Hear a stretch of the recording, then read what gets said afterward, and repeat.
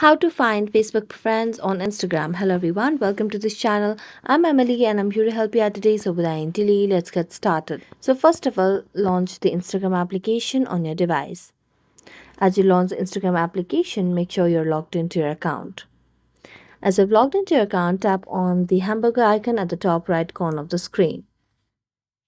Then simply scroll down, and as it drag down, you'll be able to see different options over here. So what you simply need to do over here is you need to just tap on the very first option of account center. So just tap on it, and here tap on sharing across profiles. So tap on it again. Here select on their Instagram application, and then make sure that you toggle on the option of automatically share your Instagram post to Facebook over here. So just toggle on this option, and this will sync your Facebook with your Instagram application. So when you do that, you'll be able to see different accounts or different friends from Facebook on Instagram. So that's it. Thank you so much for watching this video. See you next time.